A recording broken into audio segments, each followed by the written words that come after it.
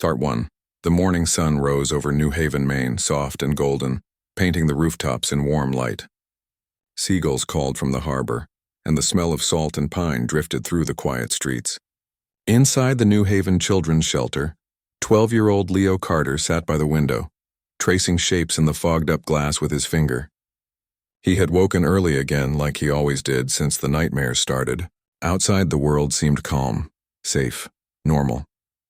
The shelter was old but clean, with peeling blue paint and a crooked porch swing that creaked in the breeze. It had been home to Leo for 3 years, ever since his parents were killed in the Jakarta water riots. The staff called it an orphanage, but Leo liked to think of it as a waiting room, a place where kids stayed until someone came to take them away to a real family. Most never left, but that was okay. Here there was hot soup, second-hand books, and Ms. Nora, who read them stories every night even when she was tired. Leo watched a fishing boat glide across the bay. He imagined it was taking him somewhere far away, maybe to Mars like in the old vids he watched on the shelter's cracked tablet. He didn't know it yet, but today would be the last morning he'd ever spend dreaming like this.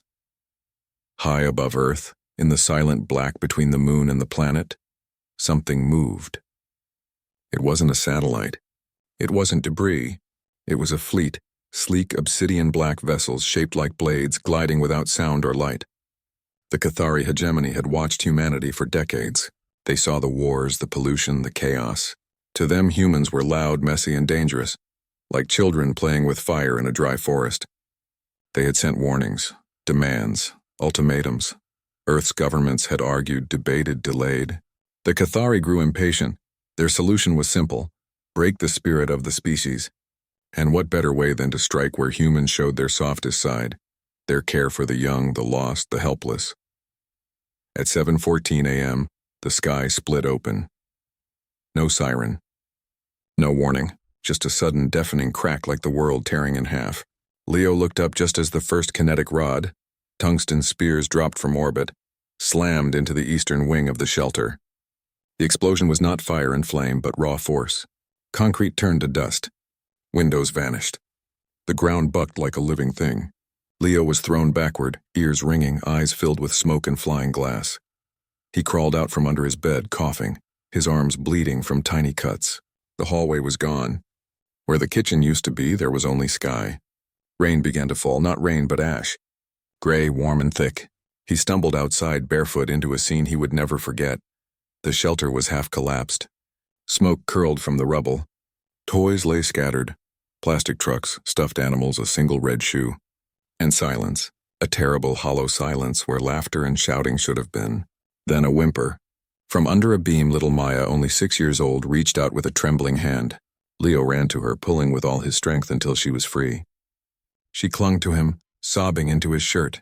More survivors emerged, 8 in total, including Ms. Nora, her face streaked with soot, one arm wrapped in a torn curtain.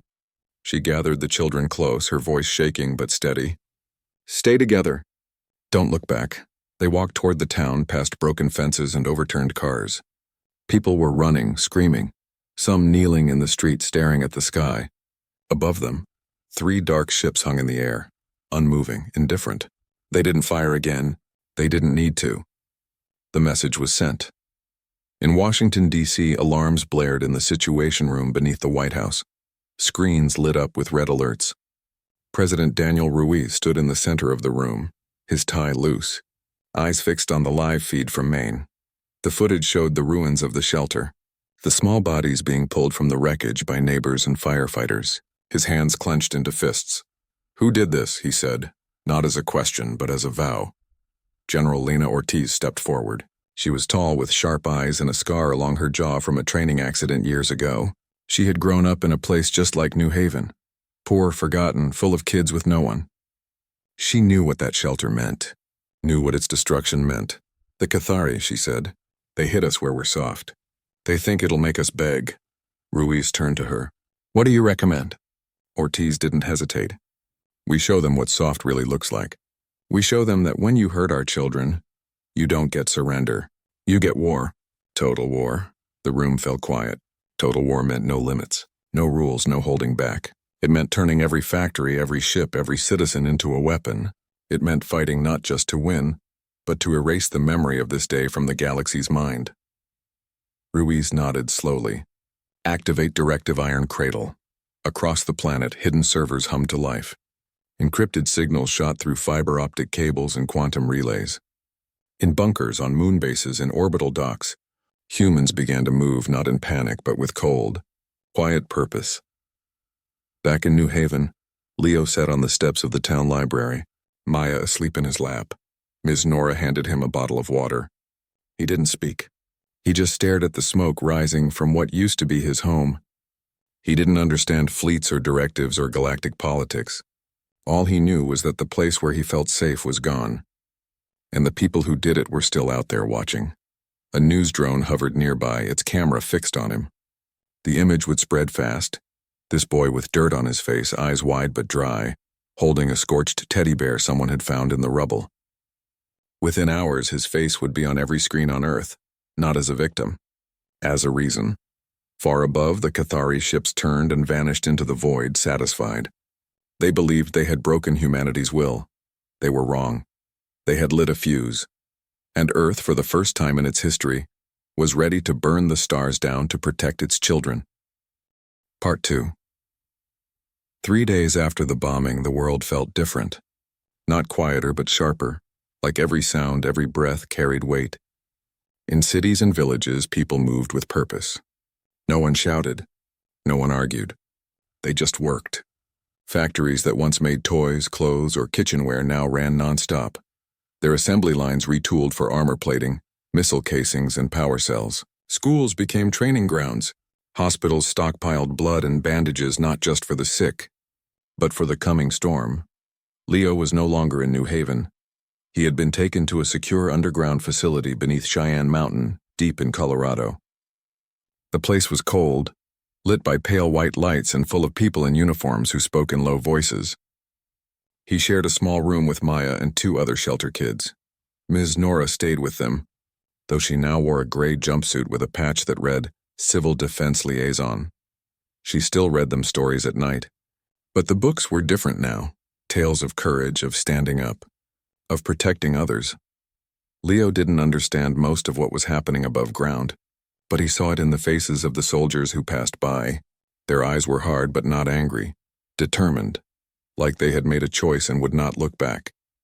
On the surface, Earth's governments had vanished into a single command, the Unified Defense Command, or UDC. From bunkers in Geneva, Beijing, and Buenos Aires, leaders coordinated like never before. Old rivalries were set aside. Borders meant nothing now. What mattered was survival and justice. General Lena Ortiz stood before a massive screen in the UDC's central war room. It showed a rotating map of the solar system, dotted with red markers, Cathari patrol routes, listening posts, supply depots. Her team had been working without sleep, analyzing every scrap of data from the attack.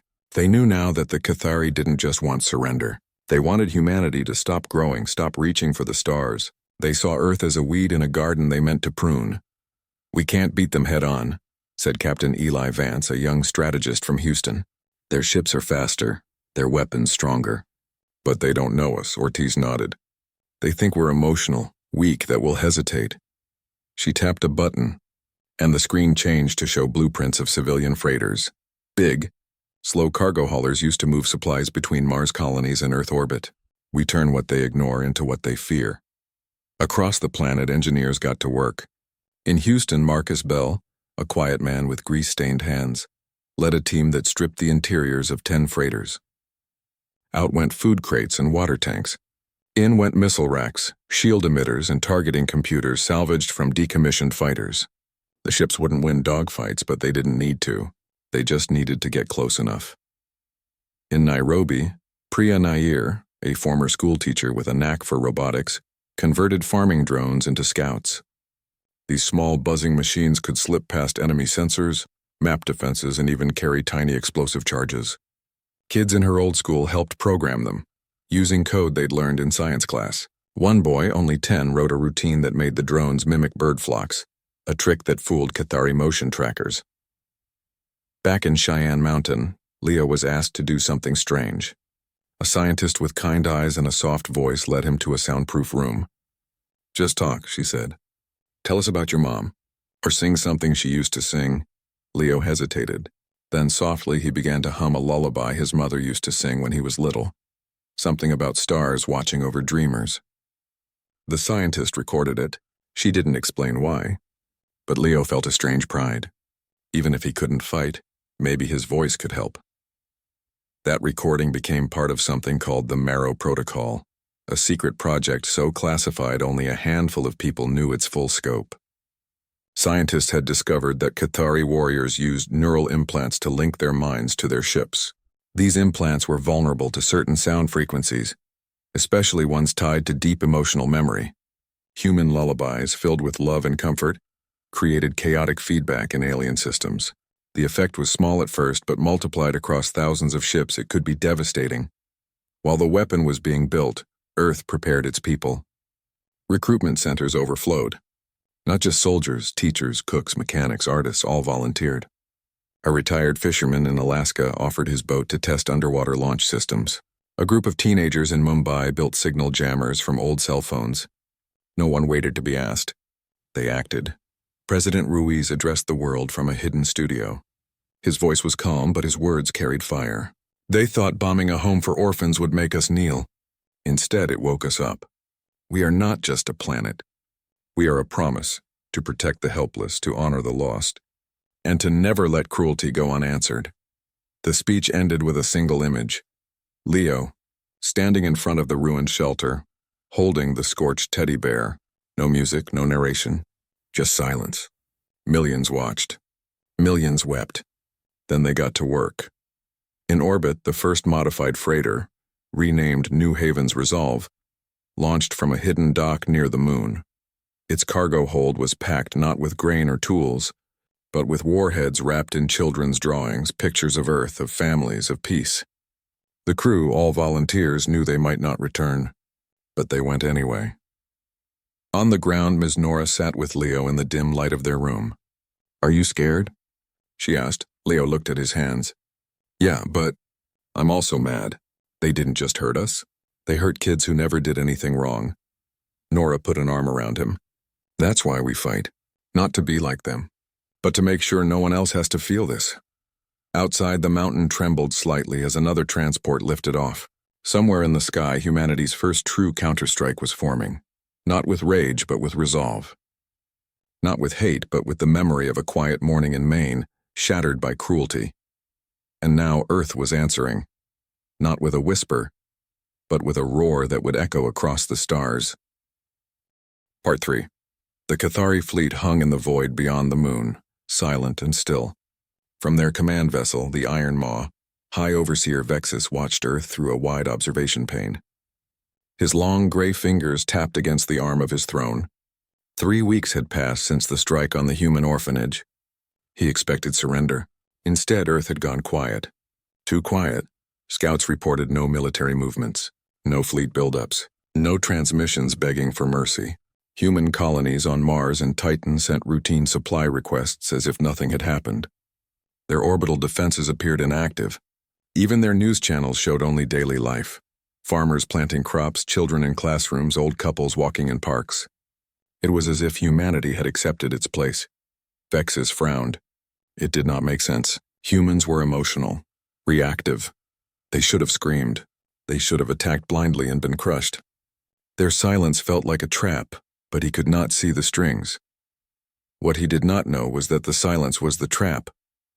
Deep beneath Earth's surface, in tunnels carved into the Canadian shield, thousands of workers assembled weapons in near-total darkness.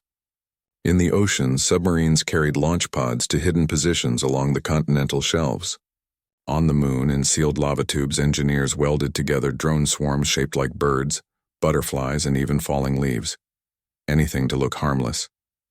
Every action was shielded by layers of false signals, dummy transmissions, and old satellite noise. Earth was playing dead, and at the heart of it all was Operation Lullaby. In a lab buried under Antarctica, scientists worked around the clock on the final stage of the Marrow Protocol. They had tested Leo's lullaby on captured Cathari tech. a damaged scout drone recovered from the edge of the solar system. When the recording played, the drone's neural core overloaded in under 10 seconds. Its systems flooded with conflicting signals, as if trying to process a feeling it had no name for. Love, grief, protection. The alien machine simply shut down. Now they needed to scale it up. Dr. Eris Thorne, a soft-spoken bioengineer from Oregon, led the team. He had lost his niece in the New Haven bombing. He didn't speak much about it. He just worked. His team embedded the lullaby into a carrier wave that could be broadcast from modified comm satellites. The signal would be weak at first, just a whisper in the static, but once inside a Cathari ship's network, it would replicate like a virus, jumping from system to system, growing stronger with each echo. But to get close enough to broadcast, they needed to be inside the enemy's lines. That's where the decoys came in. Across the belt, human freighters, old, slow, and clearly unarmed, began drifting toward Cathari patrol zones. They carried no weapons, only cargo logs listing food, medicine, and spare parts. To the Cathari, they were irrelevant, unworthy of attention. What they didn't know was that hidden in the hulls of these ships were cloaked transmitters, powered by tiny fusion cells, waiting for a signal. Leo didn't know any of this. He only knew that people kept asking him to speak or sing, sometimes into a microphone, sometimes just to Maya when she had nightmares. Each time his voice was recorded, cleaned, layered with others, children from Nairobi, Jakarta, Rio, until it became a chorus of innocence.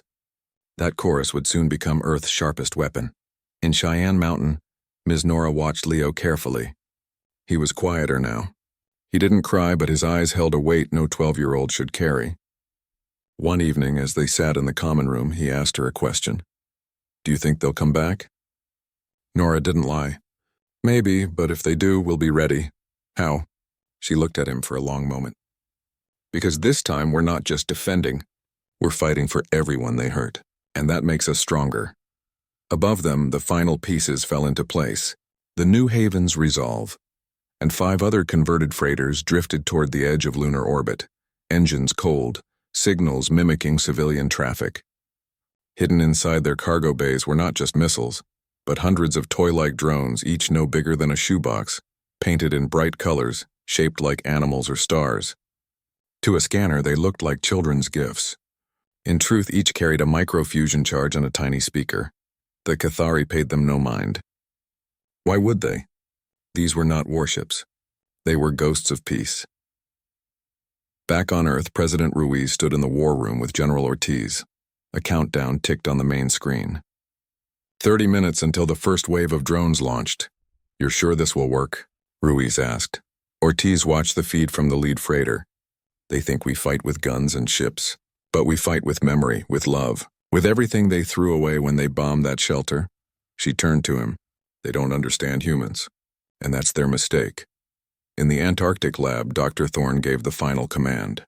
The lullaby signal was loaded, ready to broadcast the moment the drones breached enemy shields. Leo, unaware, sat on his bed holding the scorched teddy bear. Maya was asleep beside him. Outside his window, really just a reinforced screen showing a fake forest scene. He saw a digital bird fly across the sky. He smiled faintly. For the first time in weeks, he felt something like hope. Far above, in the silent dark, the human freighters powered up their hidden systems. Engines hummed to life. Doors slid open. And from their bays, thousands of small, bright drones spilled out like seeds on the wind. The Cathari sensors finally blinked in alarm, but it was too late. The silence was over, and the storm had begun. Part 4. The first Cathari ship died without knowing it was under attack. It was a patrol cutter, sleek and black, drifting near the edge of lunar orbit. Its sensors picked up the swarm of small objects approaching. Bright, slow, harmless. The onboard AI classified them as debris from an old human satellite. No threat, no alert. Then the toys began to sing. From tiny speakers hidden in their plastic shells, the lullaby played, soft at first, like a whisper in a dream. The sound slipped into the ship's comms array, then into its internal network. Within seconds, the neural implants of the 3 Cathari crew members flared with pain. Their minds, wired for logic and control, could not process the wave of human emotion wrapped in melody. Comfort, sorrow, protection. Their thoughts tangled. Their hands froze. Alarms blared, but no one could respond. Before the ship could send a distress call, the toys detonated, not with fire, but with focused plasma bursts that melted through hull seams and fried core circuits. The cutter twisted, lights flickering, then went dark, tumbling silently into the void. The same scene repeated across the solar system. Near Mars, a Cathari supply depot mistook a shipment of children's learning kits for humanitarian aid from Earth. When the crates opened, hundreds of doll-like drones unfolded, their glass eyes glowing faintly. They sang as they floated through corridors, their voices weaving together into a chorus that made Cathari warriors drop to their knees, clutching their heads. Then came the explosions, small, precise, devastating. On the flagship Dawn of Dominion, High Overseer Vexus finally understood. He watched in horror as reports flooded in, ships going silent, crews incapacitated, systems failing for no logical reason. His officers shouted orders, but their voices cracked with confusion. Nothing in Cathari doctrine prepared them for a weapon that used tenderness as its blade. They turned their weakness into a weapon. Vexus whispered, his voice raw. But Earth was not done. While the lullaby virus spread through enemy networks, the human freighters moved in. The New Haven's resolve led the charge, its cargo bays empty now, its hull scarred from near misses. Captain Eli Vance stood on the bridge, eyes locked on the massive silhouette of the Dawn of Dominion. He gave the order. Launch Project Cradle. From hidden compartments along the freighter's spine, a new wave of drones emerged. These shaped like rocking horses, toy soldiers, and music boxes. They carried no speakers. Only warheads. Their mission was simple: get inside. Using the chaos caused by the lullaby attacks, the drones slipped past the flagship's damaged shields. Some were shot down. Most were not. The Cathari, reeling from mental feedback, failed to recognize the threat until it was too late. One drone, shaped like a porcelain doll with blue eyes and a faded dress, drifted into an open maintenance hatch. It floated down a dark corridor, past stunned alien soldiers, and came to rest in the ship's central ventilation shaft. There it waited. Back on Earth in the Cheyenne Mountain Command Center, General Ortiz watched the feed from the drone's camera. Her jaw was tight. She thought of the shelter in New Haven, of the empty shoes, of Leo's quiet voice. Detonate, she said. The doll exploded. The blast was small but perfectly placed. It ruptured the main oxygen line and ignited the ship's coolant reserves. Fire raced through the Dawn of Dominion's core. Alarms wailed. Bulkheads slammed shut, but too late. The flagship, pride of the hegemony, began to break apart from the inside out. Vexus tried to escape, but the lullaby signal had already reached his personal chamber. As flames licked at the walls, he heard it, the soft human voice singing about stars watching over dreamers. He did not understand the words, but his body shook. For the first time, he felt something close to fear. Not of death, but of being forgotten. Within hours, the Cathari fleet was in retreat. Ships that could still fly turned toward deep space. Those that couldn't were left to drift or burn. Earth's forces did not chase them. They held their ground. The message had been sent. In the underground facility, Leo sat with Maya, watching a live feed on a small screen. He saw the Cathari ships fleeing. He saw Earth's freighters returning, battered but whole. He didn't cheer. He just stared, his chest tight. Miss Nora knelt beside him. "We did it," she said softly. Leo shook his head. "No, they did it. The soldiers, the scientists, you. And you," she said. "Your voice was part of it. Your memory. That's what made the weapon work. Not just sound, but meaning." Leo looked down at the scorched teddy bear in his lap. He remembered his mother's arms around him, her voice soft in the dark. He hadn't known then that such a small thing could become a shield for the whole world. Above ground, people gathered in streets and squares. Not to celebrate, but to remember. Candles were lit for the lost. Names were spoken aloud. In New Haven, volunteers began clearing the rubble of the shelter, not to rebuild it as it was, but to turn it into a memorial. President Ruiz addressed the world again. This time his voice was quieter. "We did not fight because we wanted war. We fought because we had to protect what makes us human. Our care for the helpless, our promise to the young, our right to grieve without fear." In orbit, the last of the toy drones powered down. Their mission was complete. Some would float forever, tiny sentinels among the stars. Others would burn up in Earth's atmosphere like falling wishes. Leo closed his eyes. He could still hear the lullaby in his head, not as a weapon, but as a promise. A promise that no child would ever be left alone in the dark again. And for the first time since the bombing, he slept without nightmares. Part 5. 6 weeks after the battle, the sky over New Haven was clear again. The ash had settled. The smoke was gone.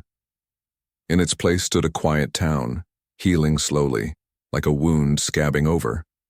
People walked the streets with their heads a little higher.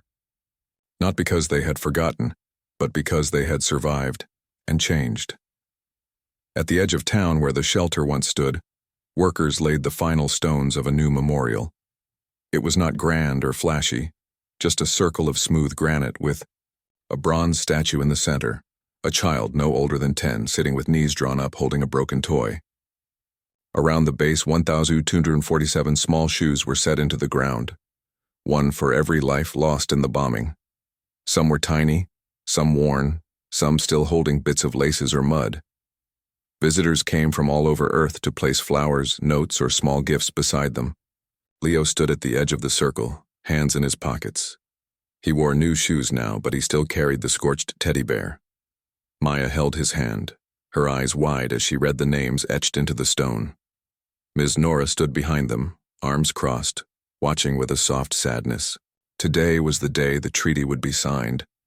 In Geneva, beneath a glass dome open to the sky, Earth's leaders met with the Cathari envoys. The aliens came not in armor, but in simple gray robes. Their faces were hidden behind smooth masks, but their movements were slow, almost humble. They did not bring weapons. They brought a single request, that humanity never again use the lullaby weapon. President Ruiz listened. Then he spoke. "We will not use it, as long as your kind never again harms the helpless. But there is one more condition." He turned to an aide who handed him a small device, a data chip shaped like a star. "Every ship that enters our system from this day forward must carry a recording of a human child's voice, a song, a story, a laugh, not as a threat, as a reminder." The lead envoy was silent for a long time. Then, with a slow nod, he accepted. The Treaty of Scorched Lullabies was signed. No fanfare, no speeches, just ink on paper and a shared understanding. Cruelty would not be tolerated. Not here, not ever again. Back in New Haven, Leo walked forward. He knelt at the base of the statue and placed the teddy bear gently between two small shoes. He didn't say anything. He didn't need to. The bear had been with him through everything, the bombing, the fear, the silence, the storm. Now it belonged here, with the others. A breeze moved through the trees, carrying the sound of distant bells from the harbor. Someone had started rebuilding the porch swing at the old shelter site. It creaked softly, empty but waiting. In the months that followed, Earth did not return to what it was. It could not. Too much had changed. But it grew stronger in a different way. Warships launched from new docks bore a new symbol on their hulls, a cradle wrapped in barbed wire, with the words, "We defend the dreamers," beneath it. In schools, children learned not just math and science, but the story of New Haven, not as a tale of revenge, but as a lesson in what happens when kindness is mistaken for weakness. Leo never went back to being just a boy from an orphanage. He became something else, a symbol, yes, but also a quiet voice for those who had no one. He spoke at memorials, not with anger, but with care. He visited new shelters, read stories to younger kids, and sometimes, when asked, he would hum the lullaby, just a few notes, soft and steady. Ms. Nora stayed with him. She never adopted him officially, but no one needed papers to know they were family. They lived in a small house near the memorial, with a garden out back and a shelf full of books. Some nights they sat on the porch and watched the stars, wondering what lay beyond. Out in the solar system, human ships patrolled the edges of known space. They were ready, but they did not seek war. They carried the treaty with them and the recordings, thousands of them now, from every corner of Earth. A baby's first giggle, a girl reciting a poem, a boy describing his dog. These sounds traveled with the fleet not as weapons but as warnings. This is what we protect. The Cathari kept their distance. Their scouts still watched from afar, but they never came close. And when other alien species heard what had happened, that a primitive world had turned its love into a shield and its grief into a sword, they thought twice before testing humanity. Years passed. Leo grew taller. Maya started school. New Haven, rebuilt not as it was but as something better, kinder, wiser, stronger in its softness. One evening as the sun set over the bay, Leo stood alone at the memorial. He placed a single white flower beside the teddy bear. He looked up at the sky, where the first stars were beginning to shine. He didn't hate the Cathari anymore. He pitied them. Because they had never known what it felt like to hold a child's hand in the dark and promise, "I'm here." They had never understood that the strongest walls are built not from steel, but from care. Earth had shown them. And in doing so, it had not just saved itself. It had reminded the galaxy that even the smallest voice can change the course of stars. The wind blew gently through the memorial garden. Somewhere a child laughed. And for the first time in a long time, the world felt safe again.